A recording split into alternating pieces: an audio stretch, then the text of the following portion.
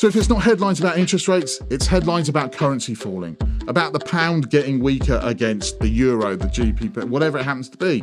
And that hurts my back pocket, because if the pound is getting less, then that means my money is worth less, and I work really hard for that, as do you. But I've thought about some ways that you might be able to manage those falling pounds going forward.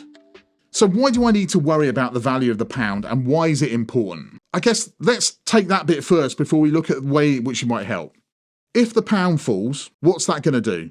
It's going to make prices go higher, because for every pound that you've got now, it's going to buy less dollars, less euros, less yen, all of the stuff that we need to import because we are a net importer of stuff. All those things have suddenly got more money, and that's bad for us and bad for our pockets. Those higher costs lead to that thing called inflation. I know we've talked about inflation quite a lot. That's what those higher prices are going to lead to. Our difficulty is the only way that we have of challenging inflation to increase interest rates. And that makes us worse off as well. So you end up with this double whammy that you get hit with inflation, you get hit with higher costs, you get hit with higher interest rates, and we start going down a rabbit hole that we can't get out of. And just to add to that complicating thing about higher prices, what does that mean about energy prices? We import energy. And we import energy in a currency that isn't in GBP. It's not in sterling. So that means it's costing us more to buy that stuff too. But what happens if you're in business and you're exporting stuff?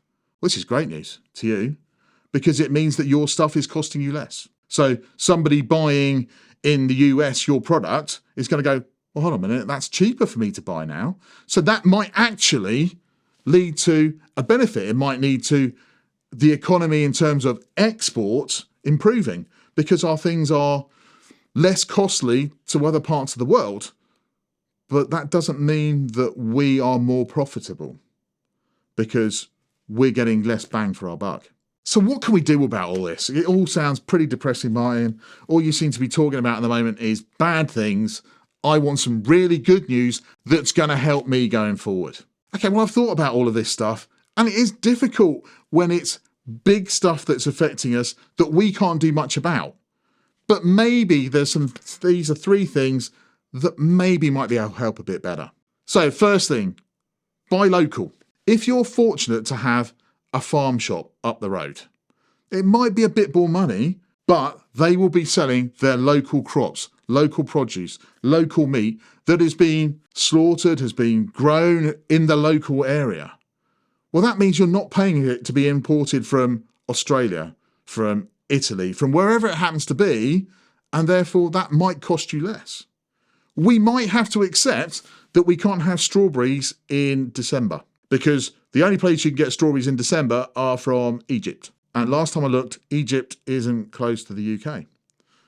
But that's not to say it's a bad idea, but we might just have to go back to where our parents, our grandparents come from. Yeah, I didn't have that thing. Yes, I have no hair, all of that stuff. But I suspect my parents used to buy locally. They got used to the fact that you bought seasonal vegetables, that you bought seasonal meat. We have gone into a society where that's not necessarily the case anymore. Have what you want when you want. Well, maybe the bit that we have to learn from now is we can't have that anymore, because those costs are too great for us. So how about a radical thought? We're in the United Kingdom. Why don't you holiday in the United Kingdom next year? We did that post-COVID. And it has to be said, I think most hospitality businesses in the UK had their best year for a while. Well, why not go back to that next year? It doesn't matter what the currency does then. You're not worried about the fact that you're going to, I don't know, Mallorca, you're going to Ibiza, wherever it happens to be, and the fact that the pound is 1-for-1 against the euro. You're not worried about that, because you're in the UK. You're looking at parts of the UK that you've never seen before. There are fabulous parts of the UK that I've never visited, but maybe I should do. Maybe I shouldn't travel overseas. Spend the money in the UK, promote the UK economy. If you're able to, and I appreciate this is a big if, fix your interest rates. What do I mean by that? On the big stuff. So if you are buying a house, fix your interest rate. Maybe fix it for 2 years. I don't know. I'm no financial advisor. I can't tell you that's the right thing to do or the wrong thing to do. All I can give you is general financial advice, and that advice has to be fix your interest rates if you can. Why do you fix those interest rates? Well, because A, interest rates might go higher than they are now. They might go lower. Yes, they might. Things change. That's what happens. But you'll know where you're at.